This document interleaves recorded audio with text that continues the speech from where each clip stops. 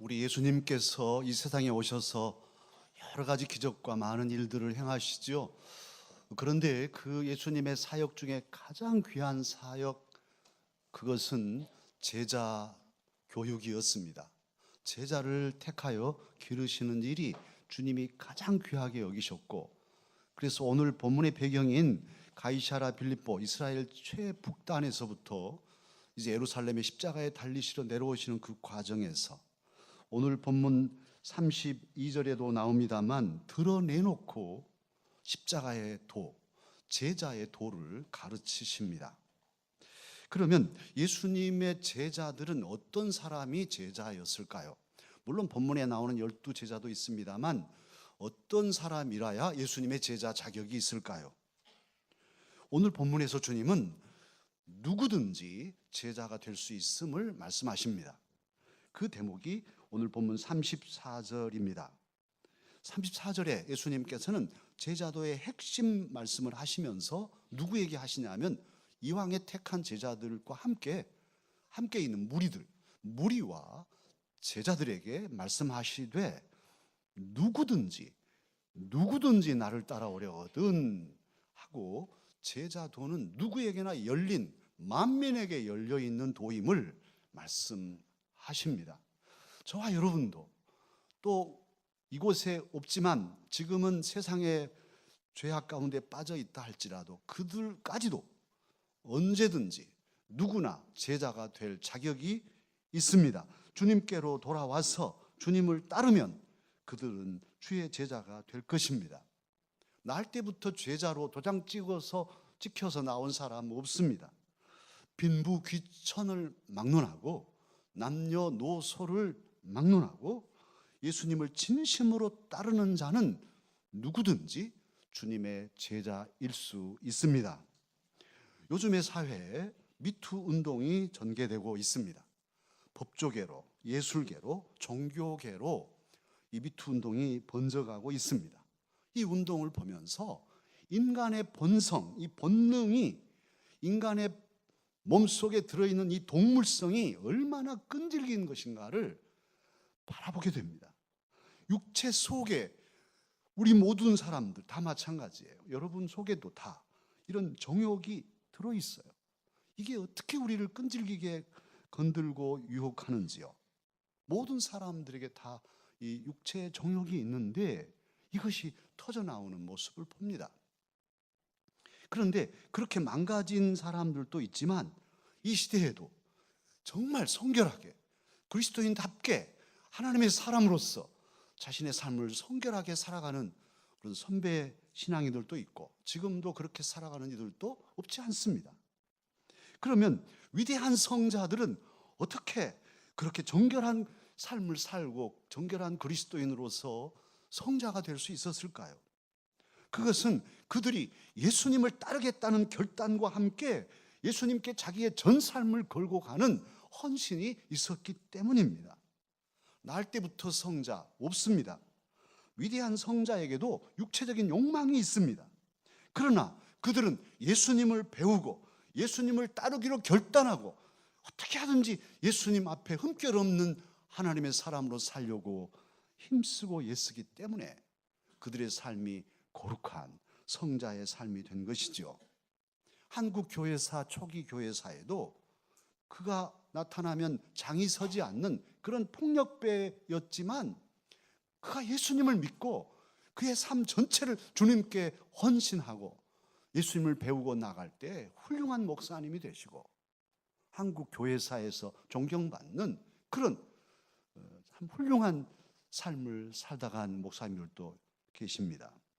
사랑하는 강사족 여러분, 우리의 삶이 어떠하든지 오늘 저와 여러분이 주님의 제자라면 제자답게 삶을 결단하고 주님의 뒤를 따라가는 이 시대의 음란한 풍조를 거슬리고 주님의 사람으로 바로 서는 저와 여러분이 되어야 하겠습니다. 그런데 오늘 주님께서는 이렇게 제자도, 누구에게나 열린 제자도를 말씀하시면서 가르치시는데 그 당시 12 제자들의 모습을 보여주시는데요. 예수님의 제자는 이 시점에서 지금 오늘 예수님께서 나는 이제 예루살렘에 가면 많은 고난도 많이 당하고 장로들과 대제사장과 서기관들에게 버려지고 그리고도 죽게 될 거라고 말씀하시는 이 시점의 제자들의 모습은 참으로 덜된, 아직 익지 않은 설익은 제자들의 모습임을 알 수 있습니다. 여러분이 담임 목사가 신학교에 입학했을 때 교수님들이 하신 얘기가 돌아가라, 못하는 목사 되려 하냐, 그렇게 말씀하셨고, 어설프게 목사 되려고 하면 집에 가라 그러셨고, 누구나 되는 게 아니다. 또 목사가 되더라도 목사 되기 이전에 인간이 되라. 사람도 못된 것이 목사 돼가지고 교회를 어지럽히고 성도들을 도탄에 빠뜨리는 그런 일이 없도록 사람이 먼저 돼야 된다. 인간의 기본도 못하면서 무슨 지도자로 목사 되려고 하냐, 이렇게 아주 매섭게 채찍질도 하셨습니다. 중직이 되기 전에 먼저 사람이 되어야 합니다. 교수가 되기 전에 사람이 되어야 합니다. 검사가 되기 전에 인간이 되어야 합니다. 예술가, 멋진 예술가, 사람도 못된 것들이 예술가라고 설치면서 많은 사람들을 아프게 하고, 사람도 아닌 것들이 교수라고 학생들을 괴롭히고, 사람도 아닌 것들이 검사라고 법을 집행하고, 그러면 사회가 어떻게 되겠냐고요. 그래서 인간이 먼저 되는 것이 우선입니다. 그런데 오늘 예수님의 제자들을 보면 사람도 아닙니다. 세상의 스승이 3년 가까이 같이 밥 먹고 같이 살던 스승이 나 이제 예루살렘에 가면 많은 고난을 당할 거다. 그리고 소위 종교의 지도자들, 기득권 세력들에게 나는 버려져서 나는 이제 죽게 될 거야. 그렇게 말하시는데도 아무 말도 없습니다. 죽으려면 죽으시지 뭐. 이렇게 있는 것 같아요. 이 제자들이 예수님이 돌아가시는 것은 하나님의 섭리야, 하나님의 일로 볼 때 돌아가신 게 당연해, 믿습니다 하고 이렇게 있는 것도 아니에요. 이 사람들은 상황 파악도 제대로 못하고 있는 거예요. 최소한 인간이라면, 사람이라면 선생님이 죽겠다고 하면 붙잡아야 되지 않겠어요? 안 됩니다. 선생님 어떻게 그런 말씀을 다 하십니까? 그렇지 않겠어요? 만약 여러분의 담임 목사가 저는 이제 저 한강에 가서 오늘 오후에 빠져 죽겠습니다, 뭐 무슨 일인지는 몰라도 그렇게 말하면 여러분들이 허허 목사님 잘 가십시오, 젊은 목사 이제 담임 목사로 모셔오죠 뭐, 이렇게 앉아 계시겠어요? 그러면 사람도 아니죠. 그래도 체면으로라도 안 됩니다 목사님 뭔 말입니까? 이렇게라도 해야 되지 않겠어요? 가만히 보니 뭐 아예 말 안 하실 것 같은 표정들입니다. 그런데 정말이에요. 예수님 제자 12명인데 11명은 아무 말도 없어요. 그래도 수제자 베드로는 사람답습니다. 예수님을 붙듭니다. 아니 예수님 뭔 말입니까? 지금 돌아가시다니요. 지금 연세가 몇인데 33밖에 안 된 우리 주님이 왜 죽어요? 왜 죽어? 안 됩니다 주님, 못 죽습니다. 이렇게 가로막잖아요. 이 정도는 돼야 되지 않겠습니까? 베드로는 했어요. 이 다정다감한 베드로, 실수는 많지만 너무너무 인간적인, 그래서 정이 가는 제자가 베드로예요. 그런데요, 이 제자에게 예수님 말씀하십니다. 사탄아 내 뒤로 물러가라. 이게 웬일입니까? 사탄이라니. 예수님께서는 그렇게 말씀하고 계셔요. 베드로가 정으로 한 건 아시죠? 그러나 그것이 사람의 생각으로 한 것이기에, 하나님의 일을 이루는 일이 아니라 사람의 감정으로, 사람의 생각으로 하는 일이기에 그렇게 냉차게 그를 경계하십니다. 베드로가 주님을 사랑하는 것 잘한 것이죠. 못한 건 아니에요. 베드로가 주님께 정을 쏟는 것, 열정을 쏟고 가로막았지만은 주님을 향하여 그 사랑으로 그 주님이 돌아가신다고 하니까 말하고 있는 이 마음만은 잘한 것이죠. 그러나 베드로는 몰랐어요. 하나님의 일을 몰랐어요. 사람의 생각으로, 사람의 감정으로 사랑을 표현하다 보니까 하나님과 맞서는 이런 잘못에 빠졌습니다. 사람의 생각은 완전하지 않습니다. 사람의 감정은 온전하지 않습니다. 그래서 사람의 생각은 짧고 그래서 잘못 판단하기가 쉽고 사람의 감정은 늘 변하기 때문에 참으로 조심스럽습니다. 오늘 베드로의 실수는 거기에 있었어요. 사람의 생각, 사람의 감정으로 주님을 사랑한다고 고백한 데가 잘못입니다. 교회 안에도 많은 일꾼들이 있습니다.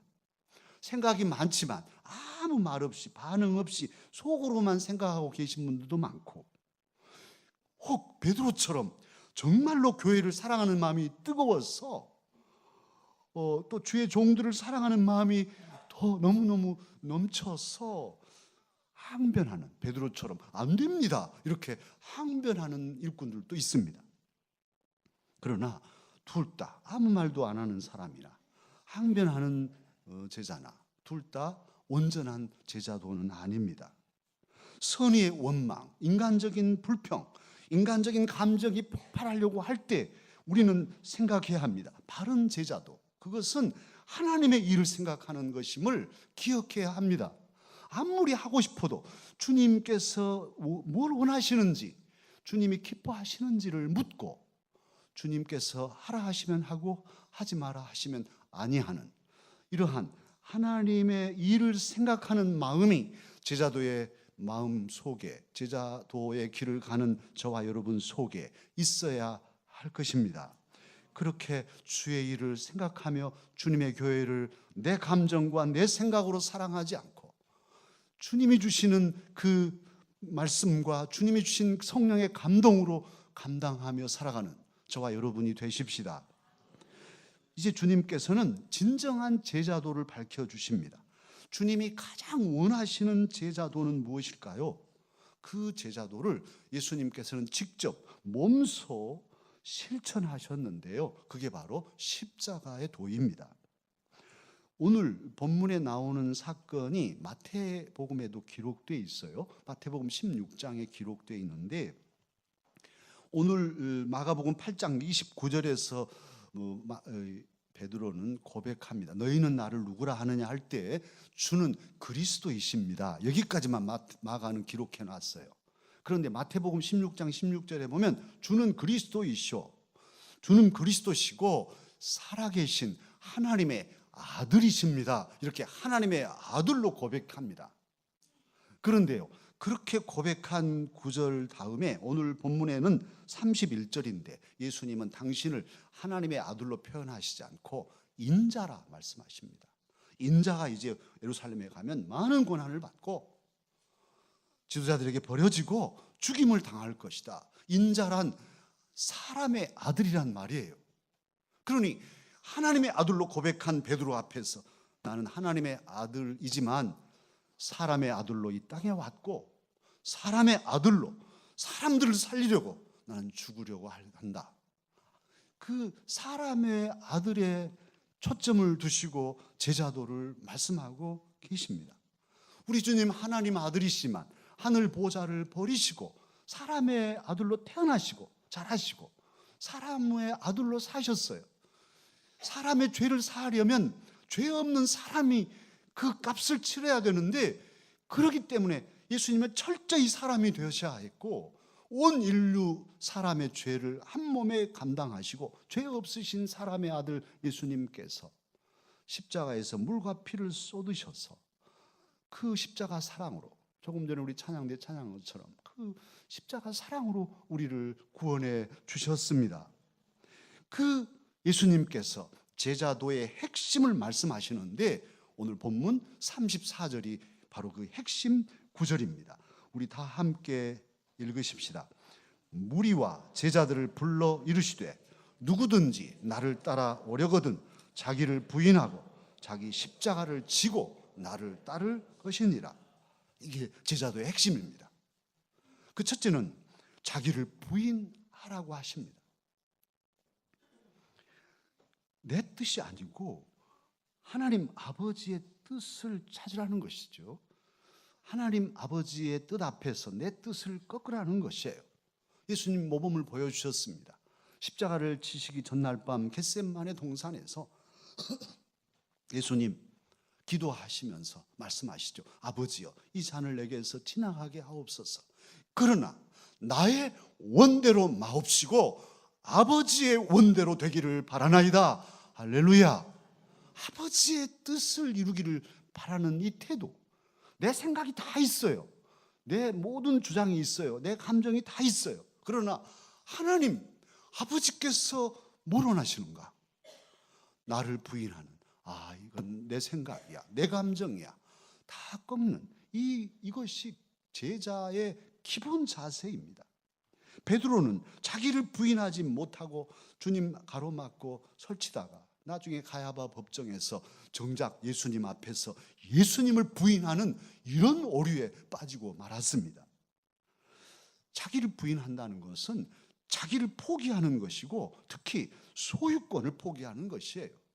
내 힘, 내 몸, 내 시간, 내 재물, 내 재능, 내 생명, 이 모든 것이 내 것이라고 하는 이들은 놔라. 못 놉니다. 내가 이걸 얻으려고, 이걸 이루려고 얼마나 힘썼는데요. 못 놔요. 그러나 이 모든 것이 아버지께로부터 온 것임을 고백하는 사람은 놀 수 있죠. 조금 전 우리 봉헌 시간에 모든 것이 아버지께로부터 왔으니 모든 것이 하나님께서 주신 것입니다 고백하는 이 말이 주님께 온 몸을 다해서, 봉헌이라는 것은 단순히 헌금 얼마 돈으로 계산하는 게 아니에요. 그 헌금 속에는 나의 전 삶이 담겨 있는 봉헌이에요. 오퍼링, 이것은 자기 삶을 드리는 것이에요. 그래서 주님, 모든 것이 주님께로부터 왔습니다 하고 나를 드리는 그런 태도가 자기를 부인하는 제자의 태도입니다. 청지기 의식으로 주님이 주신 것을 가지고 이제 주님 위해서 살아가는 것이 제자도의 기본, 자기를 부인하는 태도임을 기억하십시다. 이제 그리고는 주님을 따라야 합니다. 주님은 누구든지 나를 따라오려거든 그렇게 말씀하시죠. 이 누구든지 나를 따라오려거든, 이 원어적인 그 어순과 의미는 오피소무라는 그런 단어를 쓰고 있는데요. 내 뒤로, 오피소 뒤로 무, 그러니까 뒤로 내 오라, 내 뒤로 오라. 이게 만일 내 뒤로 오려거든, 이게 오늘 본문 34절 앞부분의 그 어순이요 헬라어 원어예요. 그런데 이 단어의 어순이 바로 33절 사탄아 내 뒤로 물러가라 할 때도 오피소 무, 물러가라, 이것이에요. 내 뒤로, 예수님 뒤로. 그러니까 예수님 뒤에서 물러간 사람은 사탄이지만 예수님 뒤로 따라오는 사람은 제자인 거예요. 그 대신 예수님 앞에가 아니고 예수님 뒤로, 오피소 무예요. 예수님 뒤에서 따라가는 사람이 제자입니다. 그런데 저와 여러분은 상당 부분 예수님 앞서 갈 때가 많아요. 그런데 사실은 선생님 앞에 가는 사람은 자기가 선생님이죠. 선생님한테 배우는 학생들은 선생님 뒤에 가는 것이죠. 사실 그림자도 밟지 않고 선생님 뒤에, 한 발짝 뒤에 따라가는 것이잖아요. 배움의 길에 있으면, 선생님을 배우려고 하면 선생님 앞서서는 안 되겠죠. 예수님의 제자라면 예수님 앞서서는 안 될 것인데 우리는 일 저질러 놓고 안 되면 어찌 그랬지? 그때서 기도하고 도와주십시오. 목사님, 저도 그럴 때가 많아요. 해놓고 결정짓고 다 하면서 그때서 이제 기도하려고 하는 모든 일에, 그래서 기도가 우선입니다. 예수님 앞서지 않으려는 기본 태도, 무엇을 하든지 기도하고 하나님의 뜻을 찾고 주님이 원하시면 그 길을 가는 이 태도가 제자도의 기본 자세, 두 번째 자세입니다.